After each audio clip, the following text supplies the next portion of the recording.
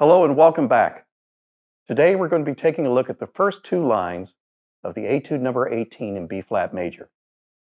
This series of videos for this Etude will be done in 5 parts. There are a lot of notes, and there's no great place to stop except in the middle, of course.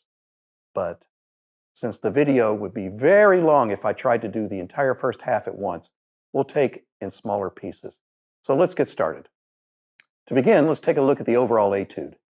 It's quite long, just 38 measures for the number of measures, but each measure, almost every measure, has 6 notes in it. So 38 times 6, that's 228. That's a lot of notes for a very short Etude. And it's got a very wide compass, meaning the lowest note to the highest note is 2.5 octaves, almost the entire range of the oboe. To begin, you should go through the entire warm-up sequence that I mentioned on my previous video, and then practice the B-flat major scale, both slurred and tongued. Now let's take a look at the first 2 lines of Etude number 18.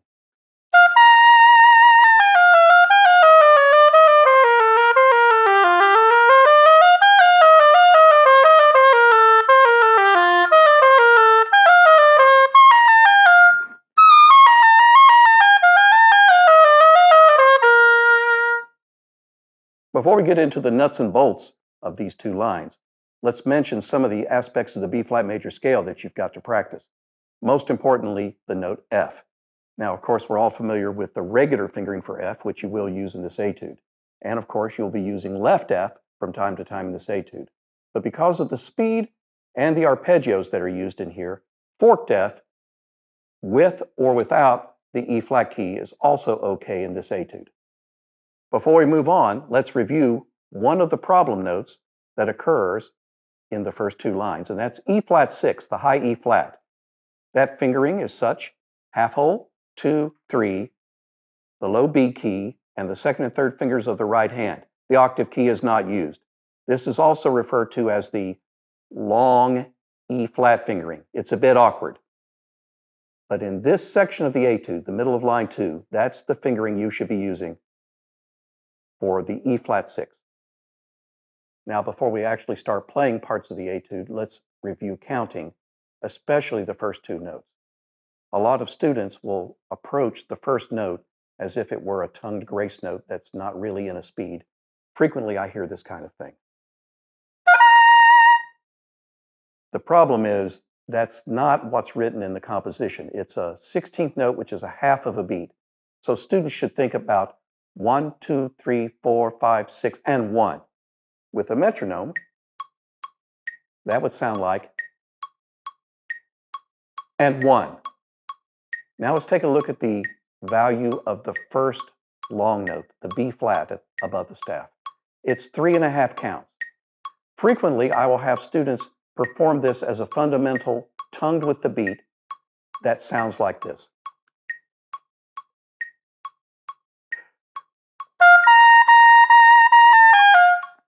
And you'll notice that gets the student to think about that the first note lasts 3 counts and the first half of count 4. Together, it will sound like this.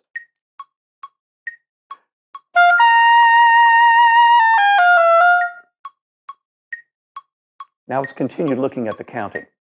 Measures 2, 3, and 4 are just 1 and 2 and 3 and 4 and 5 and 6, and no big problems there. Now let's take a look at measure number 5 and 6.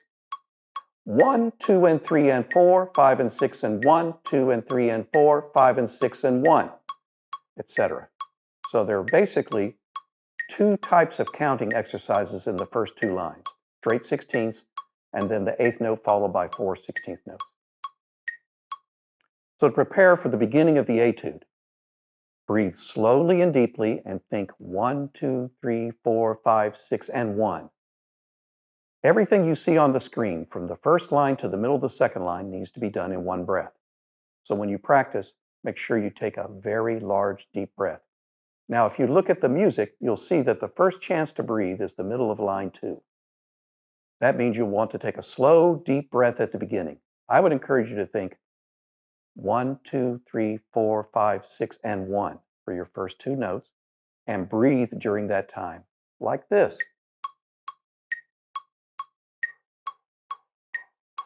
pa. Now, on the music, I've given some suggestions for phrasing that allow you to vary your dynamic level instead of just playing forte all the way through. After the first measure, back off a little bit. Mezzo forte is okay. And then crescendo bit by bit until you get to the breath. Please keep in mind that because you're taking a breath, you do have the option to rubato the tempo slightly so that the breath is prepared in the ear of the listener.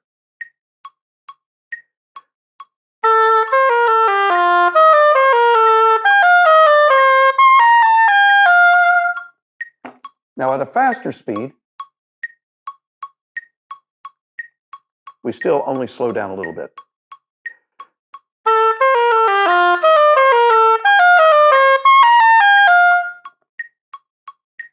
Of course, you and your teacher may prefer that you not do a slight retard into the first breath. In that case, the approach will sound something like this.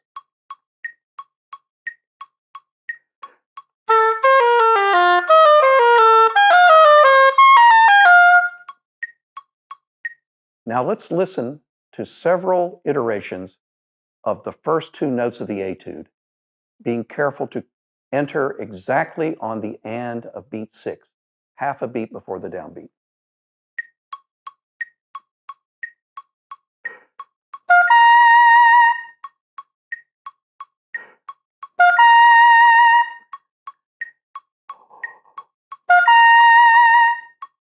Now let's talk about the basic approach to learning the technique. The first step would be to slur every note regardless of rhythm to make sure your fingers are even. Such an approach might sound like this.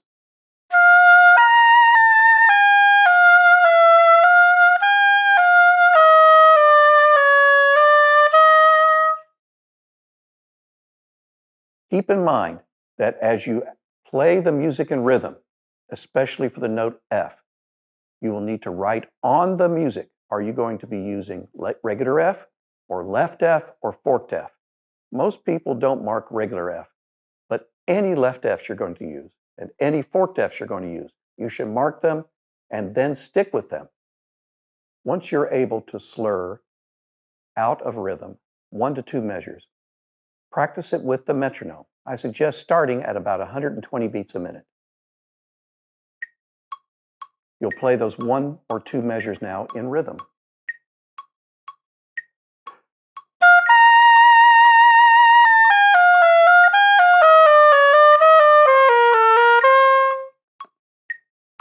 Let's now take a look at some of the places where you'll need to consider regular, left, or forked F. In the second complete bar, you've got an E flat coming up, the third note. That means your second note is going to either be left or forked F. If you're going to play at the Regent audition a medium speed, say 160 beats a minute, you might want to consider going ahead and play left F. But for those of you that are advanced technique and you're really going to fly, forked F is probably okay. The same thing is true in the next measure when you have E flat followed by F. At a medium speed, left F will probably be okay. But at a very fast speed, forked F may have to take place. And you may have noticed when I played the etude myself at a fairly fast speed at the beginning, I used forked F only in measure 4. But on measure 5, I prefer to use the bottom note, the 6th note of the measure, as regular F or left F, especially left F, since you have an E flat afterward. And it will sound like this. Regular F or left F is going to have a more even tone and will sound tonally, the tone quality, more like the rest of the notes. So it's an odd place to pause on forked F because it's on a downbeat and the listener will hear a slight difference.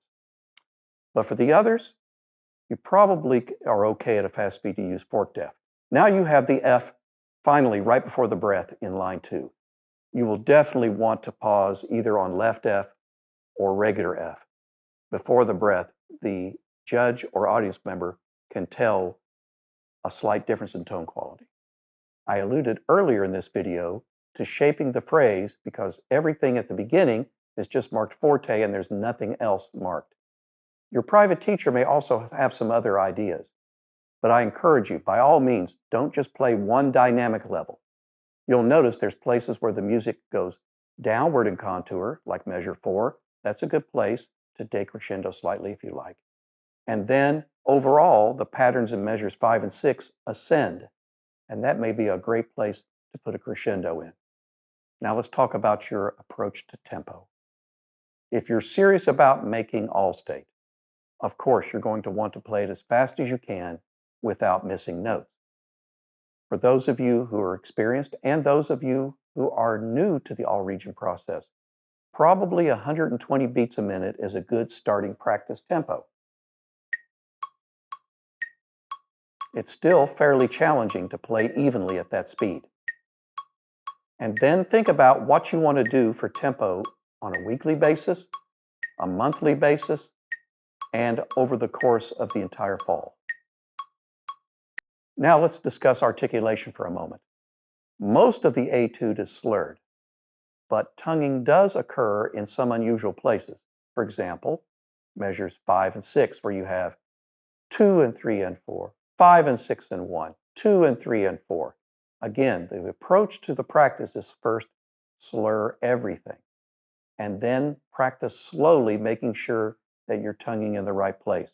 Can you imagine how frustrating it will be if you find out a month or 2 months later you've been tonguing in the wrong place? Then you'll have to spend several weeks reteaching the articulation. Start by being very picky about following the articulation that Ferling has provided. Now let's discuss building the tone quality.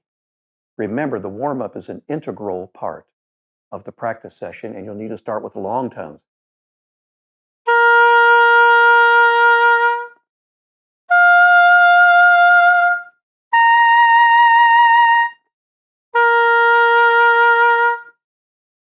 Make sure that you can have some vibrato on your B flats and Fs. Those are the notes that the judges will hear the most, and they're the most common note notes that are held for a long period of time.